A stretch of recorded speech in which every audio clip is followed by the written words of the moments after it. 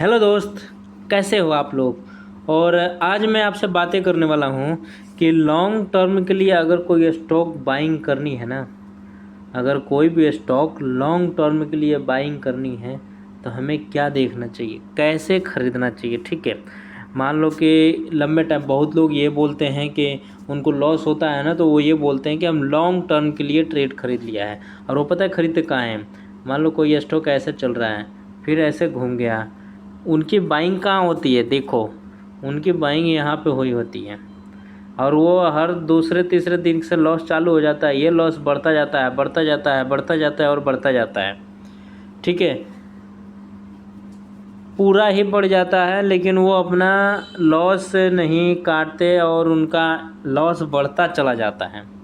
और वो पता है क्या बोलते हैं, हम लॉन्ग टर्म इन्वेस्टर हैं।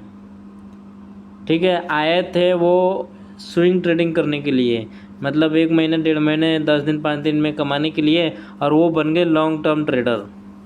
उनको पता ही नहीं था कि हमें पैसा निकालने कहाँ है, वो सिर्फ कमाने के लिए आए थे।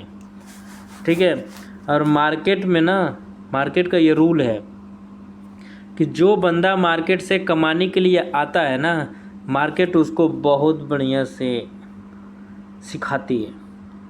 ऐसी चीज़ सिखाती है कि उन्होंने जो कैपिटल लेके आया है ना, वो कैपिटल तक जीरो हो जाता है। मार्केट ऐसी सिखाती है। ठीक है, तो ये भी क्लियर है कि मार्केट में जितने बंदे कमाने के लिए आते हैं ना, वो कमा नहीं पाते हैं, उनको मार्केट छोड़ना पड़ता है, और वो छोड़ भी नहीं पाते हैं। 1 महीने में मान लो कैपिटल जीरो हो गया, तो 2 महीने बाद फिर पैसे जुटा के दोबारा मार्केट करने के लिए आएंगे और फिर जीरो करके जाएंगे, क्योंकि वो कमाने के लिए आए हैं। याद रखो, मार्केट उसको पैसे देती है, मार्केट उसको पैसे देती है जो अपना लॉस कवर करके चलता है। मतलब मेरा लॉस कहाँ तक है, वहाँ पे एग्जिट होने के लिए तैयार है, मार्केट उसी को प्रॉफिट देता है। याद रहे, अगर आपका कैपिटल ना 10,000 रुपये है, याद रखो कि अगर आपका कैपिटल 10,000 रुपये हैं और 10,000 में आपको लगता है कि पर ट्रेड में 500 रुपये का लॉस ले सकता हूँ, तो ये आपको सीखना पड़ेगा कि जब जब आपको 500 का लॉस होगा, बैक टू बैक 10 ट्रेड आपका अगर 500 रुपये का लॉस हो गया, तो आपको अब वहाँ पे ट्रेड करने की ज़रूरत नहीं है। आपको अपना कैपिटल रोक के और कुछ टाइम के लिए रुक जाओ, और मार्केट में आपको सीखना पड़ेगा, सीखना पड़ेगा मैंने गलती कहाँ किया है, क्यों मुझे बैक टू बैक 10 ट्रेड में लॉस हो गया, जो कि होता नहीं है। बैक टू बैक 10 ट्रेड में लॉस बहुत ही कम मुमकिन है। 1:2, 1:2 के रेशियो से जो ट्रेड कर रहा है ना, ठीक है, उसका 4 ट्रेड में लॉस होने के बाद से 1 ट्रेड भी चल गया तो उनका 2 ट्रेड कवर हो गया। ठीक है, तो ये आपको सीखना पड़ेगा, यही सीखने वाली चीज़ है।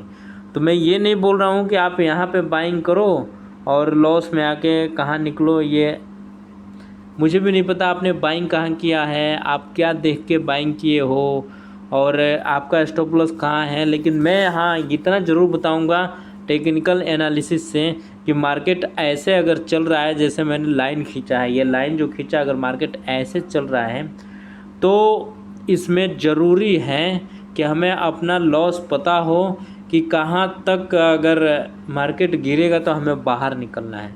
हमारा स्टॉप लॉस कितना है, कितने रुपए पे हम बाहर निकल जाएंगे। ये एकदम प्री प्लानिंग ट्रेड लेने से पहले जो बंदा ये काम करता है, वो आने वाले दिन में पैसे मार्केट से कमाने लगता है।